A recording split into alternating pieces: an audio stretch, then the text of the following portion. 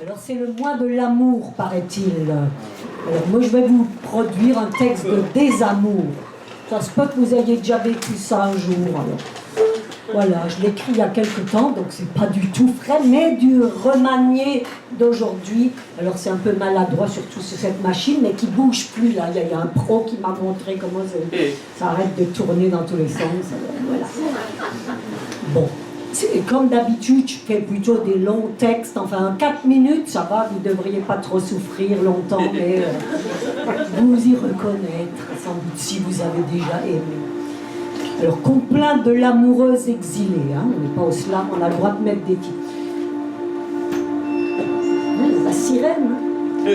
C'est absurde, je le sais, mais ton silence me tue et taraude mon cœur qui ne veut pas mourir à toi.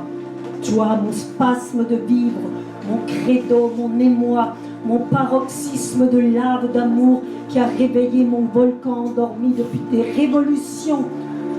Douleur de ma béance exposée à tout vent, comme mon cœur palpitant en ébullition, même si mes sens sont tus depuis que mes yeux ne t'ont plus vu.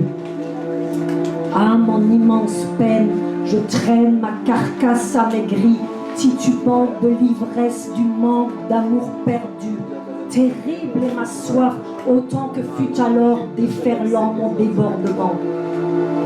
Aucun autre territoire, univers, solitaire en dérive ne pourrait accueillir dès maintenant le mien, tellement mes eaux sont encore amères et mon fleuve intérieur chargé de miasmes anciens, lacéré de blessures vives, profondes comme l'humanité en travail, constant de ces béances à nettoyer, à combler, comme toute la féminité souffrante encore en attente, comme tant de cœurs soupirants de n'être jamais approchés malgré leur noblesse. Et je parle aux hommes aussi.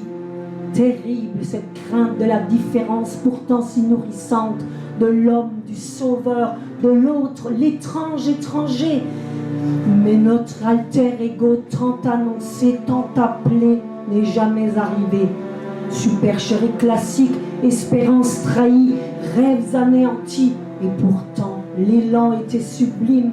De part et d'autre de nos abîmes, nous apercevions nos oasis si lumineuses et des continents si invitants, si fleuris, si verdoyants, où posaient nos bardas fascinants et utilitaires à la fois.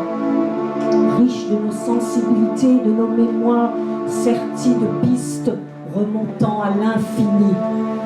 Toi, mon homme à moi d'alors, mon inespéré, mon semblable si complémentaire, par tes cœurs et esprits apparemment si ouverts, tu as su m'enchanter, m'envoûter, me sonder, me dynamiser comme personne jamais.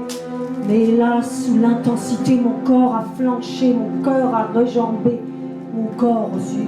Et ensuite, une autre femme et cette lettre assassine ont eu raison de nos plus fermes promesses. Après tout passage, je ne serai plus jamais la même, car pour mon bonheur, pour mon malheur, j'étais trop et si mal aimé, touchant et triste chevalier, et tu m'as marqué au cœur d'un sceau indélébile, mon tragique artiste raté, déchu par le vice trop bien nourri, prototype classique contemporain de l'humanité dévoyée. Puisqu'alors tu ne m'aimerais plus jamais, j'ai failli choisir de quitter moi aussi ce corps abandonné, comme bien d'autres l'ont fait pour les mêmes raisons de trahison fatale. C'est toujours la première cause de suicide, les peines d'amour, hein. C'est la semaine de prévention du suicide. Mais grâce à l'aide de pros du cœur meurtri et de mes enfants chéris, et compris que mon inextinguible soif d'amour jamais comblée datait du début de ma vie. Pauvres pères et mères eux-mêmes si carencés d'affection, et ainsi, peu à peu, me suis remise à ma première place, seule issue et manière de mieux aimer le reste du monde. Il faut commencer par soi, puisqu'on part de là. Nous-mêmes au centre du monde, alimentés par la source des puits célestes et intérieurs, en étroite connexion. À enfin devenir soi-même et aimer tel qu'on est, mais persiste toutefois ce regret cet appel tout à fait naturel. Pas bon que l'être humain soit trop longtemps, trop souvent seul, comme m'a répété la grosse cuisinière il y a peu de temps, Dominique. À être reconnu, accueilli par un autre, au moins une autre fois, complètement, pouvoir se couler, se lever dans l'autre, sans plus de crainte aucune, sans plus rien forcer, dans un pur élan assainissant de toutes les blessures, amour éblouissant, même fugacement, car les plus beaux moments sont des éclairs de beauté, de volupté très instantanés, vous le savez, hein, mais illuminant le cœur et l'esprit comme le soleil au zénith, pour éclairer les longues journées trop fades, interminables. Mais au moins, 2 fois au moins dans ma vie, j'aurais connu ceci via un autre amant aimant, et pourtant être trébuché, moi aussi, et tout perdu. Alors, dorénavant, comment éviter ces écueils érigés par des cœurs à corps si risqués pour les égaux? Soit, j'apprendrai encore, mais qu'un semblable suivant fait de chair, d'esprit, de sang, et muni d'intentions claires au risque de souffrir encore, je l'appelle l'unique, le seul, le vrai, le suivant créé pour moi, moi pour lui, même sur le tard, car jamais on ne cesse d'appeler au secours l'amour, jamais, mais qu'il me reconnaisse, qu'il m'interpelle, qu'il m'accueille, avant nos ultimes crépuscules, et cette fois tout autrement, sans plus de fourberie ni de détour.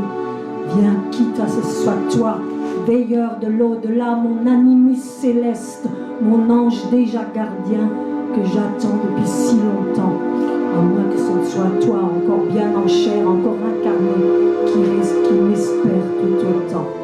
L'avenir tout proche nous dira, nous sommes tout autant touchés murs, je choque à la fin. Merci, prenez soin de vous et de l'autre.